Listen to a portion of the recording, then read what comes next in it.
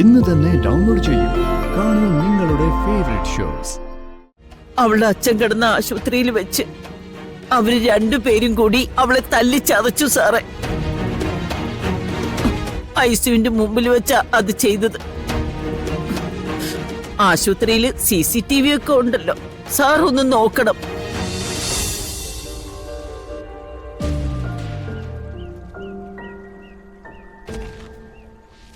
മോളെ, സുകുമാരി അമ്മയുടെ കയ്യിൽ ഫോൺ ഉണ്ടാവില്ലേ? അറിയില്ല. മോൾ അതിലൊന്നും വിളിച്ചു നോക്കിയേ.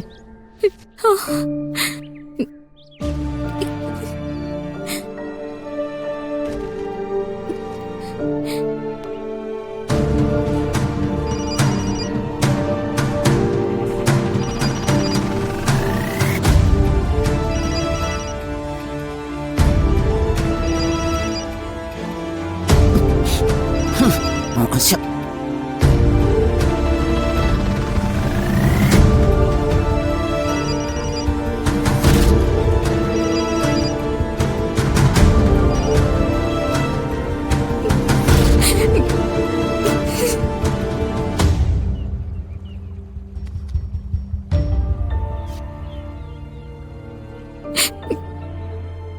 ബെല്ലുണ്ട്, എടുക്കുന്നില്ല. കട്ട് ചെയ്യുവാ. ഒന്നും അറിയാത്തതുപോലെ ആളുകളെ ബോധിപ്പിക്കാൻ വേണ്ടി അവളിരുന്ന് വിളിച്ചോണ്ടിരിക്കുക. എന്റെ പ്രിയങ്ക മോളെ കൊന്ന അവളെ വെറുതെ വിട്ടിട്ട് ഞാൻ ചത്തോട്ടേന്നോ? അവളോട് പ്രതികാരം ചെയ്യണം, അവളെ ജയിലിലടയ്ക്കണം. അതാ എന്റെ മോളോട് ഞാൻ ചെയ്യേണ്ടത്.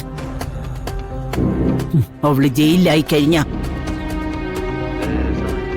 അത് കഴിഞ്ഞിട്ട് മാത്രമേ ഞാൻ എന്റെ പ്രിയങ്ക മോളുടെ അടുത്തേക്ക് പോവൂ.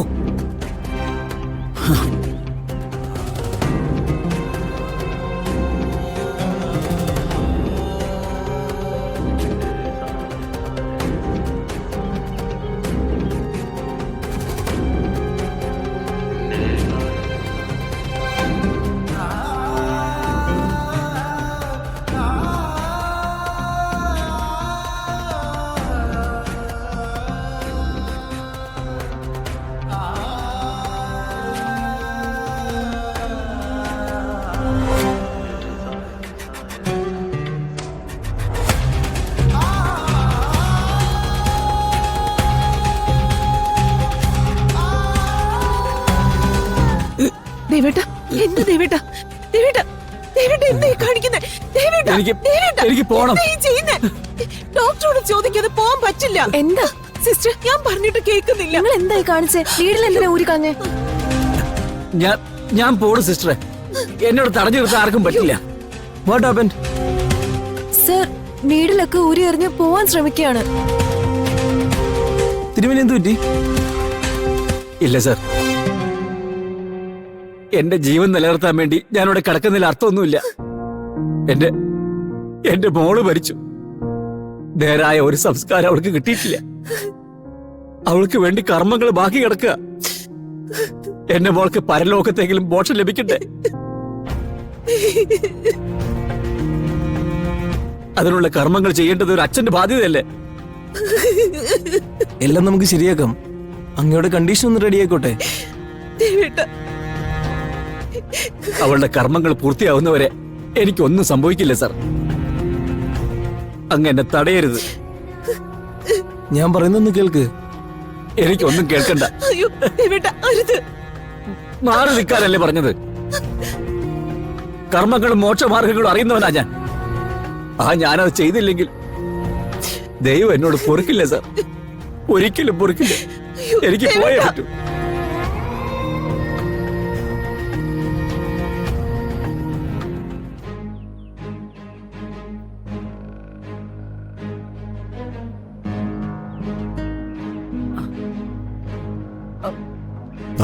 സാർ, എന്താ? CI സാറിനെ ഒന്ന് കാണാൻ വന്നതാ. ജോണേ, നീ വാ. സാറിനെ കാണാനാ. ചെല്, വരൂ.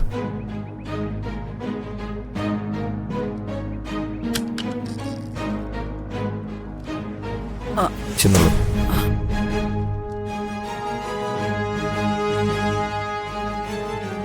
സാറേ, ആരാ? ഞാൻ പ്രിയങ്കയുടെ മുത്തശ്ശിയാ സാറേ, ഇന്നാള് മരിച്ച. ഓ, ആ കണിമംഗലം കേസ്. സാറിനോട് ഞാൻ പറയാം, ഇവിടെ നിൽക്ക്.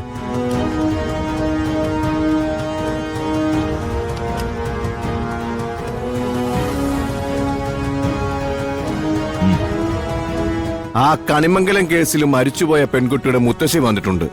എന്താ കാര്യമെന്ന് ചോദിച്ചോ? ഇല്ല, സാറിനെ കാണണമെന്നാ പറയുന്നത്. കരച്ചിലും പിഴിച്ചിലും ഒക്കെ ആയിരിക്കുമല്ലോ. പിന്നെ കുറ്റവാളികളെ തൂക്കിലേറ്റണമെന്നുള്ള സ്ഥിരം പറച്ചിലും. തമരാൻ പറ. ശരി സാർ.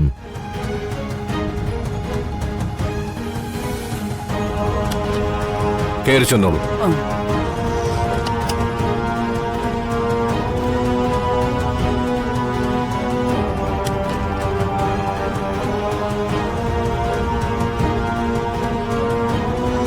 സാറേ, ആ വരൂ. നമസ്കാരം സാറേ. നമസ്കാരം. ഇരിക്കേ. വേണ്ട സാറേ, ഞാൻ ഇവിടെ നിന്നോളാം. നിങ്ങളിവിടെ ഇരിക്കേ.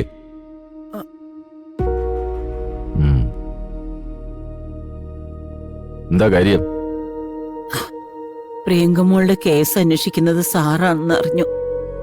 ഒന്ന് രണ്ട് കാര്യങ്ങൾ പറയണമെന്ന് തോന്നി, അതാ വന്നത്. പറഞ്ഞോളൂ. എന്റെ പ്രിയങ്കമോളെ കൊന്നതാ സാറേ, അതെനിക്ക് ഉറപ്പുണ്ട്. ആര്? ആ വരുണും രാധികയും. അത്തരം ചില ആരോപണങ്ങളൊക്കെ ഞാനും കേട്ടു. പക്ഷേ കൊന്നു എന്നുള്ളത് വെറും ആരോപണങ്ങളാണ്.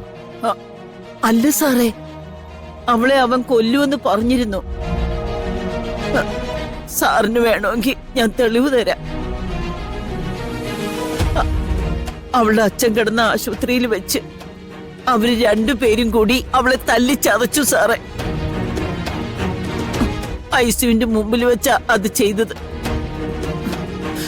ആശുപത്രിയിൽ CCTV ഒക്കെ ഉണ്ടല്ലോ, സാർ ഒന്ന് നോക്കണം. അപ്പൊ അറിയാം സാറേ അവരുടെ വൈരാഗ്യം. ഞാൻ നോക്കാം. കുറച്ചു കാലമൊന്നും അല്ല സാറേ, ഒരുപാട് നാളായി അവര് രണ്ടുപേരും കൂടി എന്റെ മോളെ ദ്രോഹിക്കാൻ തുടങ്ങിയിട്ട്. സാറേ, അവര് തമ്മിൽ പ്രേമമാ. അവളെ സ്വന്തമാക്കണമെന്നും പറഞ്ഞ അവൻ നടക്കുന്നത്. ഞങ്ങളുടെ തറവാട്ടിൽ നിന്ന് അവൻ പറഞ്ഞിട്ടുണ്ട്, നിന്നെ കൊന്നിട്ടായാലും രാധികയെ സ്വന്തമാക്കുമെന്ന്. എന്റെ മോൾ ഒരുപാട് സഹിച്ചു സാറേ. അവളുടെ മുമ്പിൽ വെച്ച ഇവര് രണ്ടുപേരും കൂടി ഈ വേഷം കെട്ടൊക്കെ നടത്തിയിരുന്നത്. അവളെ വിവാഹം കഴിച്ചു കൊണ്ടുപോയ വീട്ടിൽ ഇവളെയും കൂട്ടിക്കൊണ്ടുപോയി നിർത്തേണ്ട കാര്യമുണ്ടോ? ഒരു പെൺകുട്ടി എത്ര വേദനിച്ചിട്ടുണ്ടാവുമെന്ന് സാറ് ആലോചിച്ച് നോക്കിയിട്ടുണ്ടോ? അവൾ ആകെ ഒരു തെറ്റേ ചെയ്തിട്ടുള്ളൂ, അവനെ വിട്ടുപോകില്ല എന്ന് പറഞ്ഞു.